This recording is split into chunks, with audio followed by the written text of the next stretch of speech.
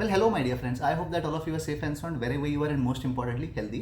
तो दोस्तों ये है एपिसोड नंबर 2 जिसमें हम कैनेडियन सिटीजनशिप एप्लीकेशन सीरीज में फिजिकल प्रेजेंस कैलकुलेटर के बारे में बात करेंगे। तो दोस्तों फिजिकल प्रेजेंस कैलकुलेटर में क्या क्या होता है, आपको इन्फॉर्मेशन कैसे डालना है, डेट्स किस तरह से आपको रिकॉर्ड करनी है, ये सारी बातें हम आज की वीडियो में डिस्कस करेंगे। So without further edu let's just jump into the topic. तो दोस्तों कैनेडियन सिटीजनशिप सीरीज के पहले वाले वीडियो में मैंने बताया था about the eligibility requirements for Canadian citizenship. तो दोस्तों उसमें से एक एलिजिबिलिटी रिक्वायरमेंट ये भी था that you have to be physically present in Canada for at least 1095 days which is 3 years out of the last 5 year period. तो दोस्तों in order to determine that we will be using a physical presence calculator and उसमें आप जो भी dates record करोगे उसके लिए I would highly recommend you all to use a travel journal.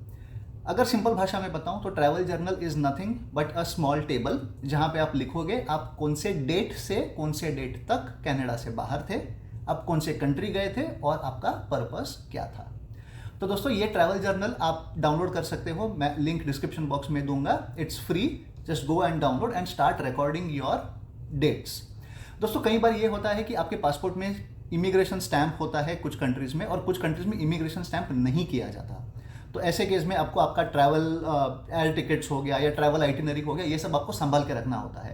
If you use a travel journal you don't have to take care of all this things because you know that whatever entry you have made is correct. Okay, ये travel journal आपको हर एक बार update करना होगा as and when you travel out of Canada and you have to keep it updated. Okay, so ये physical presence calculator has to be used by each person who is applying for Canadian citizenship application. तो दोस्तों हम लोग ने जब apply किया था हमारे कैनेडियन सिटीजनशिप एप्लीकेशन के लिए, so we were 2 adults and 1 kid. Amy is a Canadian citizen by birth, तो it's was just Sim, me and Arman. तो मुझे ये फिजिकल प्रेजेंस कैलकुलेटर 3 बार यूज करना पड़ा and we had use a travel journal because हम लोग ने आज तक जितने भी ट्रैवल्स किए हैं आउटसाइड ऑफ कनाडा वो हमने साथ में ही किए हैं। तो that's why even if you use like 1 travel journal it is true for all 3 of us। But अगर आप में से ऐसे कोई है जिन्होंने अपने पार्टनर्स अपने फैमिली के अलावा कहीं ट्रैवल किया है, then in that case you will have to maintain 2 separate travel journals. तो दोस्तों अब आते हैं एक प्रो टिप की तरफ। दोस्तों ऐसे कई बार हुआ होगा कि आप कनाडा से बॉर्डर क्रॉस करके यूएस जाते हो and you return on the same day. Okay, that also needs to be recorded. So even if the duration is 1 day और even if the duration is few hours, so travel date from and travel date to is the same date, even that should be recorded because that is calculated as you were outside of Canada for 1 day. Okay, so make sure that you don't miss those also because अगर आपने ये miss कर दिया then it will be wrong information and it may impact your Canadian citizenship application.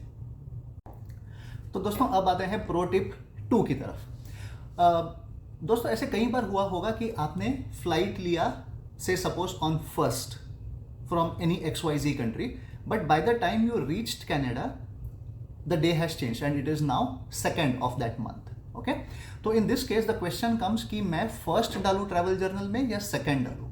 दोस्तों हमेशा एक चीज याद रखना, the day you leave Canada and the day you reach Canada, ये डेट्स रिकॉर्ड करनी है। आपने अपना ट्रैवल कब स्टार्ट किया that is immaterial, the day you reach Canada and the day you leave Canada is what matters। तो ये आपको रिकॉर्ड करना है अपने ट्रैवल जर्नल में। So guys, now let's go to my desktop and I'll fill the physical presence calculator form for you and we'll discuss about how it is to be done and what all things we have to take care of. So I'll see you after that. So guys, this is the physical presence calculator screen and this is the URL. The URL will be given in the description box so you can directly copy it from there. दोस्तों यहाँ पे मैंने already मेरा एक account create करके मैंने login कर रखा हुआ है। अगर आपके पास अकाउंट नहीं है then you have to create it in order to start with the calculation. तो सबसे पहला इन्फॉर्मेशन जो हम यहाँ पे देंगे is enter the date you will sign this application. My friends, this is very important because the day you will sign the application you have to be eligible. Okay, अगर आप आज सिर्फ चेक कर रहे हो, आपको एलिजिबिलिटी के बारे में कोई आइडिया नहीं है कि आप फिजिकल प्रेजेंस आपका हो रहा है नहीं हो रहा है, then in that case you will enter just today's date because you are just checking. But when you are actually applying तब आपको कैलकुलेट करके अप्लाई करना होगा। The next date which we are going to enter is the day you became permanent resident of Canada. So say for example I became permanent resident of Canada on 1st of July 2018। I just mention that and I will say calculate. Now what will happen here is, since I had given the date of 14th February 2022, minus 5 years would be 2017 14th February over here. तो ये time period में between 2017 to 2018 June, was I a temporary resident status? Did I hold any temporary resident status? If the answer is yes, then you have to mention, but मेरे case में the answer is no. Submit and continue. Did you spend time serving sentence in Canada during that time period? The answer again is no. Submit, continue. Did you leave Canada between this time to this time? If yes, then you have to mention yes. So say for example, in my case, I visited my home country India between 2019 November 1st till 2019 December 31st. Okay, and the reason is visiting family. Okay, this way you have to give the justification of why you visited that country, the reason you have to give. Okay, and you have to just add the absence, and then अगर आपने कोई और trip नहीं किया है, then you have to just say calculate. तो दोस्तों अभी आप ये स्क्रीन देख सकते हो, यहाँ पे आपका इंफॉर्मेशन है, and this is the most important number.